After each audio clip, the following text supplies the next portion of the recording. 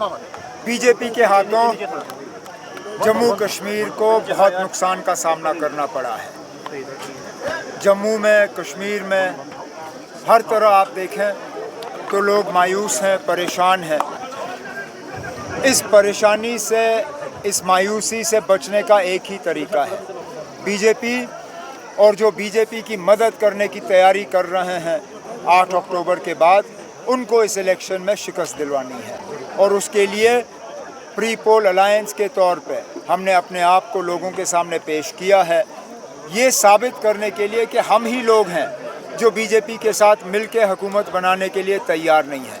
बाकी किसी न किसी रूप में बीजेपी की मदद करने के लिए मैदान में उतरे हुए हैं। हमारी वोटरों से मोतबाना गुजारिश है कि अलायंस के उम्मीदवारों को यहाँ से कामयाब करके भेजें, ताकि हमें एक तो बीजेपी से जम्मू कश्मीर को बचाने का मौका मिलेगा, और यहाँ जो भी नाइंसाफ़ियाँ इस्तेसाल हुए हैं पिछले 8-10 साल से, उनको हमें दुरुस्त करने का मौका मिलेगा। केजरीवाल को बेल मिले सुप्रीम कोर्ट की तरफ से, मुबारक है उनको ना। निकलने का तरीका तो अदालत ही है। यही तो धोखा बारामूला के लोगों को मिला। बारामूला के लोगों को कहा गया था कि वोट के ज़रिए आप किसी को निकाल सकते हो।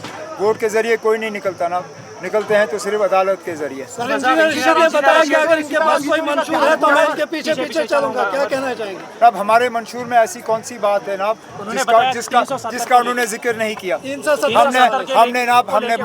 हमने मसले कश्मीर के हवाले से बात की, हमने 370 के हवाले से बात की, हमने हिंदुस्तान और पाकिस्तान के ताल्लुकात बेहतर करने के हवाले से बात की, और यहाँ लोगों के रोज़मर्रा के मसलों के हवाले से बात की। मुझे ऐसा बताइए ना, हमने ऐसा कौन सा इशू छोड़ा है जो लोगों को जाके टच नहीं करती। अब इंजीनियर रशीद साहब ने कल शायद ये कहा कि अगर मैं उसके साथ वापस दिल्ली जाने के लिए तैयार हूँ तो वो मैदान छोड़ेंगे हमारे हक़ में। मैं आज कहता हूँ ना, जिस दिन उसको वापस तिहाड़ जेल वापस जाना होगा, मैं साथ जाऊंगा उसको वहाँ छोड़ने के लिए। मैदान छोड़े और घर में बैठे, जरूरत है। हमने कहा है कि हम इसके बहाली के लिए लड़ाई लड़ेंगे।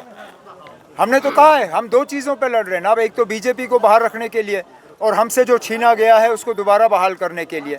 कल जब इंजीनियर रशीद साहब से एक सेमिनार में यही सवाल पूछा गया कि क्या वो बीजेपी की मदद करेंगे इलेक्शन के बाद, वो उस पर खामोश रहे। वो खुल के क्यों नहीं कहते हैं ना कि हर किसी सूरत में भी वो बीजेपी की मदद जो है इलेक्शन के बाद नहीं करेंगे।